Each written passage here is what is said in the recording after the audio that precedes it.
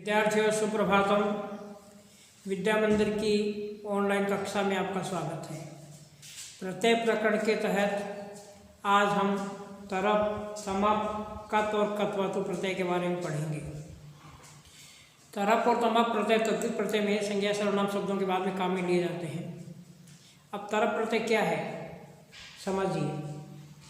जहाँ दो की तुलना में, दो व्यक्ति हो सकते हैं, दो वस्तुएं हो सकती हैं, उन दो की तुलना में एक की विशिष्टता अथवा अधिकता बतलाई जाती है, प्रकट करते हैं, वहाँ तरप प्रत्यय का प्रयोग किया जाता है।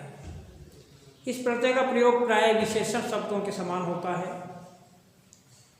तरप प्रत्यय का जो अंतिम वर्ण है पै, उसका लोप हो जाता है और केवल तर शेष रहता है। और तरप प्रत्यांत शब्द पुल्लिंग में राम के समान, स्त्रीलिंग में रमा के समान और नपुंसकलिंग में फल के समान चलते हैं। पहले अपन ने पढ़ा था कत्वा, लप, तुमुन, वो प्रत्यांत शब्द तो अव्यय बन जाते हैं, उनके लिंगों में वचनों में कहीं कोई परिवर्तन नहीं होता है।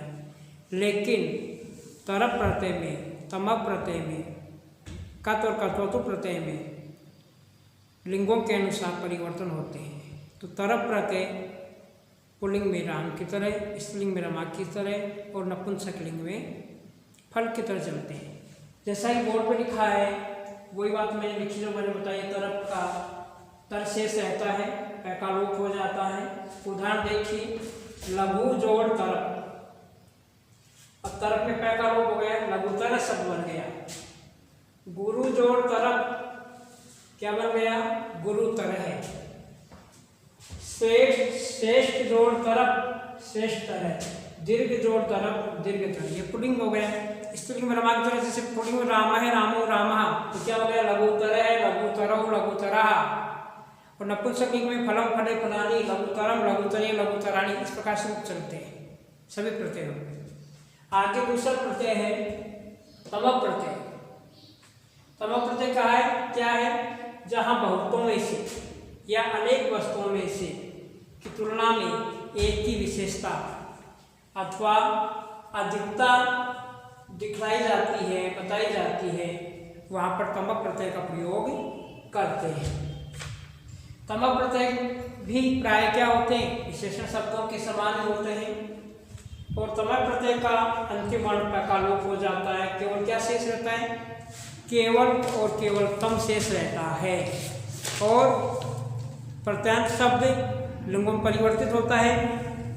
पुल्लिंग में वो ही राम के समान, स्त्रीलिंग में रमा के समान और नपुंसकलिंग में फल के समान इसके रूप चलते हैं। जैसा कि उदाहरण दिया हुआ देखिए, वही लघु दिया, तमप जुड़ गया तो लघुतम है। पुल्लिंग में लघुतम है, लघुतमौ लघुतमः। स्त्रीलिंग में लघुतमा लघुतमे लघुतमः, रमा रमे रमः। नपुंसकलिंग में लघुतमम लघुतमे लघुतमानि, इस प्रकार से चलते हैं। गुरु में तमप जुड़ा, गुरुतम है। निपुण में तमप जुड़ा, निपुणतम है। श्रेष्ठ में तमप जुड़ा, श्रेष्ठतम है। इस प्रकार से तरप का दो में से एक को अधिक बताया जाता है और तमप में बहुतों में से एक की तुलना की जाती है। जैसा कि मैं उदाहरण दूं, राम है श्यामात श्रेष्ठतर है। राम किससे श्रेष्ठतर है, श्याम से। श्याम से तुलना की गई है, एक से एक की तुलना की गई है। इसी प्रकार से मैं करूँ तमप प्रत्यय में, कविसु कालिदास है श्रेष्ठतम है। अब सभी कवियों में तुलना की गई, कवियों में कालिदास श्रेष्ठतम है। इस प्रकार से तमप और तरप प्रत्यय का प्रयोग किया जाता है। अब आगे आ जाता है आपका कत और कत्वतु प्रत्यय। कत और कत्वतु प्रत्यय क्या है, जब किसी भी कार्य की समाप्ति होती है अथवा किसी भी कार्य को समाप्ति का बोध कराते हैं, उन धातुओं के बाद में कत और कत्वतु प्रत्यय जोड़े जाते हैं। अर्थात हम ये कहें, इन दोनों धातुओं का प्रयोग, इन दोनों धातुओं का प्रयोग, प्रत्यय का प्रयोग भूतकाल अर्थ में होता है। भूतकालिक प्रत्यय को कहा जाता है कत और कत्वतु को। और कत प्रत्यय में क्या है, पहला जो वर्ण है कै, कै का लोप हो जाता है तो क्या बचा तय, तय शेष रहता है।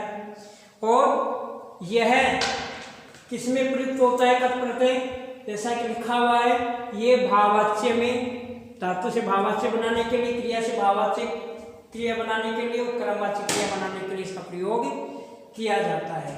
और कत्वतु प्रत्यय का प्रयोग कर्तृवाच्य क्रिया से कर्तृवाच्य बनाने में इसका प्रयोग करते हैं। और कत्वतु प्रत्यय में क्या होता है, पहला वर्ण कै और अंतिम वर्ण उ का शेष है, उ का लोप हो जाता है तो क्या शेष रहता है, केवल तवत शेष रहता है। जैसे पाठ में कत जोड़ा है, पठित है, लिख में कत जोड़ा लिखित है। इसी प्रकार से कत प्रत्यय प्रत्यांत शब्द पुल्लिंग में राम के समान, स्त्रीलिंग में रमा के समान और नपुंसक लिंग में फल के समान इसके रूप चलते हैं। जैसे पठित है, पठितो, पठिता पुल्लिंग में रूप बन गए, स्त्रीलिंग में पठिता, पठिते, पठिता, नपुंसक लिंग में पठितम, पठिते, पठितानि, इस प्रकार से रूप चलते हैं। और कत्वतु के रूप क्या है, कत्वतु का तवत शेष रहता है, इसके रूप क्या चलते हैं, पुल्लिंग में भगवत के समान, स्त्रीलिंग में नदी के समान और नपुंसक लिंग में जगत के समान इसके रूप चलते हैं। कत्वतु प्रत्यय के उदाहरण जैसे पठ में कत्वतु जोड़ेंगे तो क्या हो जाएगा, तवत शेष रहता है, भगवत शब्द बना, जैसे भगवान में जोड़ा तो भगवत शब्द बना, गम में जोड़ा गतवान, गतवंतो, गतवंत भवत है, भवंतो, भवंत ऐसे रूप चलते हैं, भवत के तरह रूप चलते हैं। और स्त्रीलिंग में नदी, नदी, नद्यो, नद्य, जैसे गत का जोड़ा तो नदी बना, तो गम में जोड़ा तो कत्वतु प्रत्यय तवत शेष रहता, कत्वतु शब्द बना, स्त्रीलिंग में बनेगा तो गतवती, गतवत्यो, गतवत्य है। इसी प्रकार से नपुंसक लिंग में जगत की तरह चलते हैं, गतवत, फलवत, जड़वत इत्यादि। धन्यवाद।